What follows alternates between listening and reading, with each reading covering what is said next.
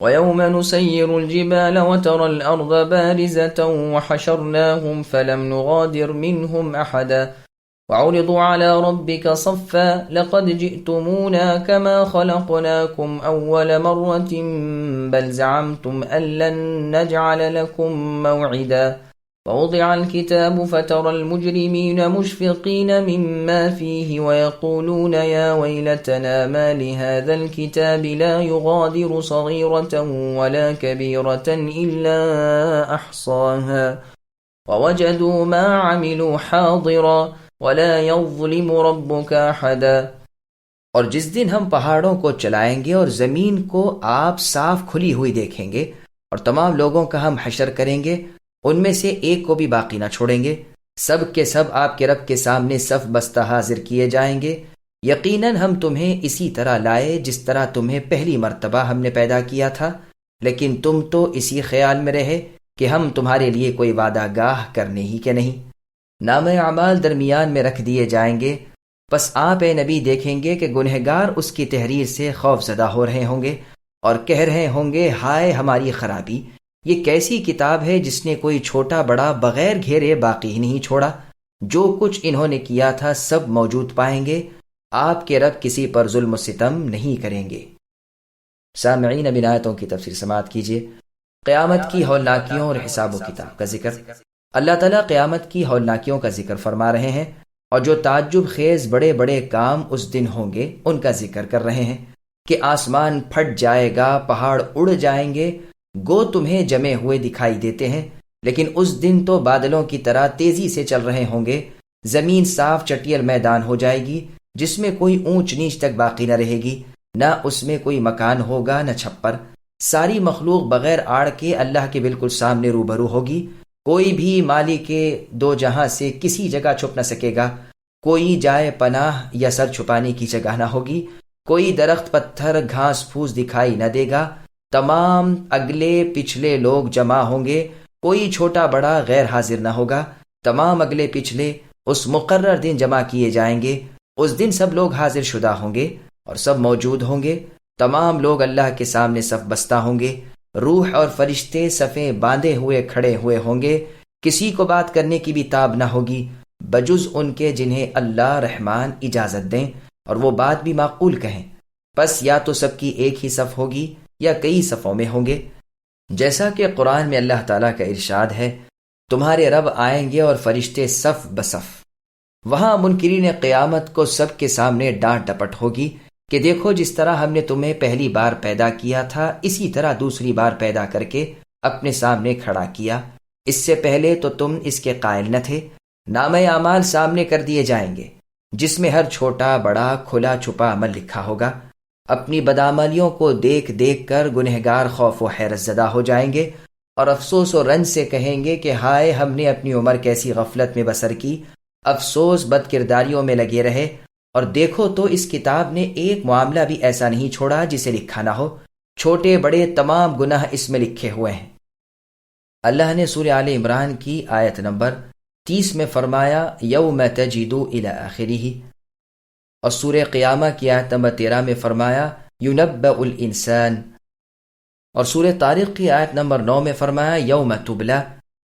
اس میں ہے کہ تمام پوشیدگیاں کھل پڑیں گی۔ صحیح بخاری اور صحیح مسلم میں رسول اللہ صلی اللہ علیہ وسلم کا فرمان ہے، ہر بد عہد کے لیے قیامت کے دن ایک جھنڈا ہوگا اس کی بد عہدی کے مطابق جس سے اس کی پہچان ہو جائے گی۔ ایک اور روایت میں یوں بھی ہے، یہ جھنڈا اس کی رانوں کے پاس ہوگا اور اعلان ہوگا کہ یہ فلاں بن فلاں کی بد عہدی ہے۔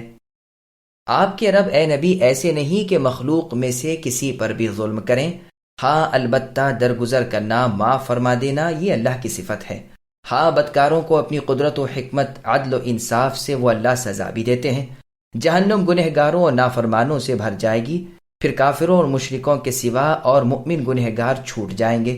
اللہ تعالیٰ ایک ذرے کے برابر بھی ناانصافی نہیں کرتے، نیکیوں کو بڑھاتے ہیں گناہوں کو برابر ہی رکھتے ہیں۔ عدل کی ترازو اس دن سامنے ہوگی، کسی کے ساتھ کوئی بدسلوکی نہ ہوگی۔ مسند احمد میں ہے رسول اللہ نے فرمایا کہ بے سینگ والی بکری کو اگر سینگوں والی بکری نے مارا ہے تو اس سے بھی اس کو بدلہ دلوایا جائے گا۔ اس کے اور بھی بہت سے شواہد ہیں جنہیں ہم نے بالتفصیل سورہ انبیاء کی آیت نمبر 47 کی تفسیر میں ذکر کر دیا ہے اور سورہ انعام کی آیت نمبر 38 کی تفسیر میں بیان کیے گئے ہیں۔ وَإِذْ قُلْنَا لِلْمَلَائِكَةِ اسْجُدُوا لِآدَمَ فَسَجَدُوا إِلَّا إِبْلِيسَ كَانَ مِنَ الْجِنِّ فَفَسَقَ عَنْ أَمْرِ رَبِّهِ أَفَتَتَّخِذُونَهُ وَذُرِّيَّتَهُ أَوْلِيَاءَ مِن دُونِي وَهُمْ لَكُمْ عَدُوٌّ بِئْسَ لِلظَّالِمِينَ بَدَلًا مَا أَشْهَدتُّهُمْ خَلْقَ السَّمَاوَاتِ وَالْأَرْضِ وَلَا خَلْقَ أَنفُسِهِمْ وَمَا كُنْتُ مُتَّخِذَ الْمُضِلِّينَ عَضُدًا۔ اور ہم نے سب فرشتوں کو حکم دیا کہ تم آدم کے سامنے سجدہ کرو، تو ابلیس کے سوا سب نے سجدہ کر لیا، یہ جنوں میں سے تھا، اس نے اپنے پروردگار کی نافرمانی کی۔ کیا پھر بھی تم اسے اور اس کی اولاد کو مجھے چھوڑ کر اپنا دوست بنا رہے ہو، حالانکہ وہ تم سب کا دشمن ہے؟ ایسے ظالموں کا بہت برا بدلہ ہے۔ میں نے انہیں آسمان و زمین کی پیدائش کے وقت موجود نہیں رکھا تھا، اور نہ خود ان کی اپنی پیدائش میں، اور میں گمراہ کرنے والوں کو اپنا زور بازو بنانے والا بھی نہیں۔ سامعین، اب ان آیتوں کی تفسیر سماعت کیجیے۔ شیطان انسان کا دشمن ہے۔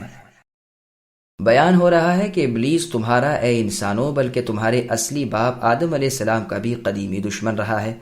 اپنے خالق و مالک اللہ کو چھوڑ کر تمہیں اس کی بات نہ ماننی چاہیے۔ اللہ کے احسان و اکرام، اللہ کے لطف و کرم کو دیکھو کہ اللہ نے تمہیں پیدا کیا، تمہیں پالا پوسا، پھر اللہ کو چھوڑ کر اللہ کے بلکہ اپنے بھی دشمن شیطان ابلیس کو دوست بنانا کس قدر سنگین اور خطرناک غلطی ہے۔ اس کی پوری تفسیر سورہ بقرہ کے شروع میں گزر چکی ہے کہ اللہ تعالیٰ نے آدم علیہ السلام کو پیدا کر کے تمام فرشتوں کو بطور ان کی تشریف، تعظیم اور تکریم کے ان کے سامنے سجدہ کرنے کا حکم دیا۔ سب نے حکم برداری کی، لیکن چونکہ ابلیس بد اصل تھا، آگ سے پیدا شدہ تھا، اس نے انکار کر دیا اور فاسق بن گیا۔ فرشتوں کی پیدائش نورانی تھی۔ صحیح مسلم کی حدیث میں ہے، رسول اللہ نے فرمایا کہ فرشتے نور سے پیدا کیے گئے ہیں، ابلیس شعلے مارنے والی آگ سے، اور آدم علیہ السلام اس سے جس کا بیان تمہارے سامنے کر دیا گیا ہے۔ ظاہر ہے کہ ہر چیز اپنی اصلیت پر آ جاتی ہے، اور وقت پر برتن میں جو ہو وہی ٹپکتا ہے۔ گو ابلیس فرشتوں کے سے اعمال کر رہا تھا، انہی کی مشابہت کرتا تھا،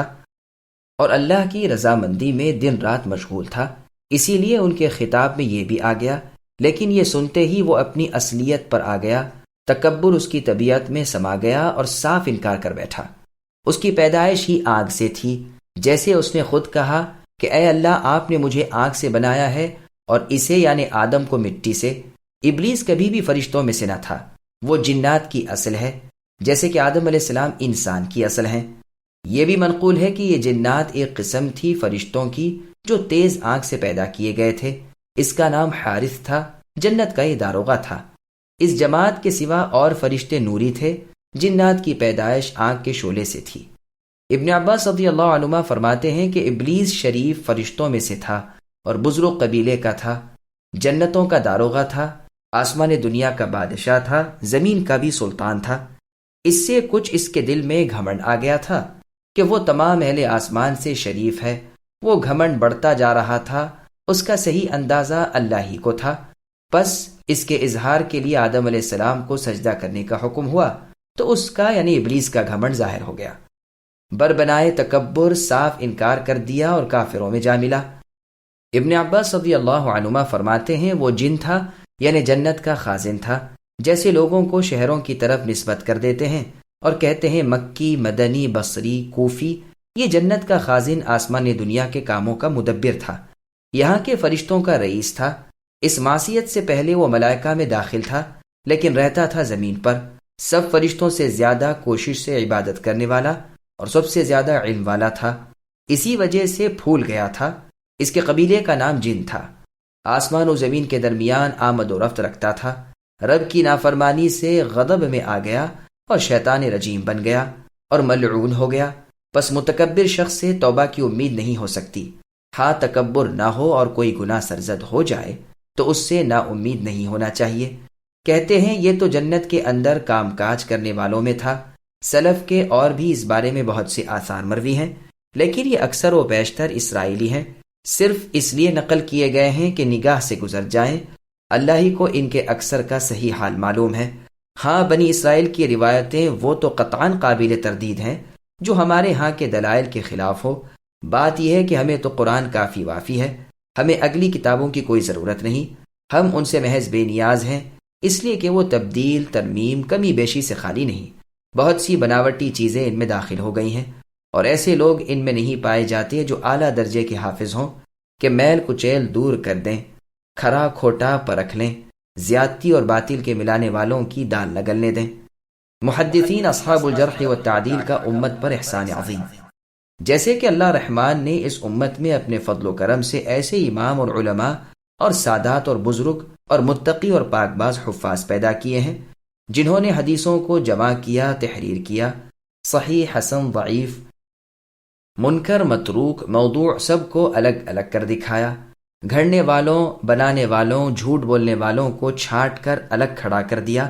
تاکہ ختم المرسلین سید العالمین محمد ابن عبداللہ صلی اللہ علیہ وسلم کا پاک اور متبرک کلام محفوظ رہ سکے اور باطل سے بچ سکے، اور کسی کا بس نہ چلے کہ رسول اللہ کے نام سے جھوٹ کو رواج دے لے اور باطل کو حق میں ملا دے۔ بس ہماری دعا ہے کہ اس کل طبقے پر اللہ تعالیٰ اپنی رحمت و رضامندی نازل فرمائے اور ان سب سے خوش رہے، آمین یا رب العالمین۔ اللہ انہیں جنت الفردوس نصیب فرمائے، اور یقیناً ان کا منصب اسی لائق ہے، رضوان اللہ علیہم ورحمۃ اللہ علی الجمیع۔ الغرض ابلیس اطاعت الہی سے نکل گیا، بس تمہیں چاہیے کہ اپنے دشمن سے دوستی نہ کرو اور مجھے چھوڑ کر اس سے تعلق نہ جوڑو، ظالموں کو بڑا برا بدلہ ملے گا۔ یہ مقام بھی بالکل ایسے ہی ہے جیسے سورہ یاسین میں قیامت کا، اس کی ہولناکیوں کا اور نیک و بد لوگوں کا نتیجوں کا ذکر کر کے فرمایا کہ اے مجرموں، تم آج کے دن الگ ہو جاؤ، اللہ تعالیٰ کا کوئی وزیر و مشیر نہیں ہے۔ جن جن کو تم اللہ تعالیٰ کے سوا اولیاء بنائے ہوئے ہو وہ سب تم جیسے ہی میرے غلام اور بندے ہیں، کسی چیز کی ملکیت انہیں نہیں، زمین و آسمان کی پیدائش میں نے انہیں شامل نہیں رکھا تھا، بلکہ اس وقت وہ موجود بھی نہ تھے۔ تمام چیزوں کو صرف میں نے ہی پیدا کیا ہے، سب کی تدبیر صرف میرے ہی ہاتھ میں ہے، میرا کوئی شریک، وزیر، مشیر، نظیر نہیں، جیسے اللہ تعالیٰ نے سورہ سبا کی آیت نمبر 22 میں فرمایا، قُلِ ادْعُوا الَّذِينَ زَعَمْتُم مِّن دُونِ اللَّهِ لَا يَمْلِكُونَ مِثْقَالَ ذَرَّةٍ فِي السَّمَاوَاتِ وَلَا فِي الْأَرْضِ الآیہ، یعنی جن جن کو تم اپنے گمان میں کچھ سمجھ رہے ہو سب کو ہی اللہ کو چھوڑ کر پکار لو، یاد رکھو ان کو آسمان و زمین میں کسی ایک ذرے کے برابر بھی اختیارات نہیں، نہ ان کا ان میں کوئی ساجھا، نہ ان میں سے کوئی اللہ کا مددگار ہے، نہ ان میں سے کوئی شفاعت کر سکتا ہے جب تک اللہ تعالیٰ خود اجازت نہ دے۔ مجھے یہ لائق نہیں نہ اس کی ضرورت کہ کسی کو خصوصاً گمراہ کرنے والوں کو اپنا دوست و بازو اور مددگار بناؤں۔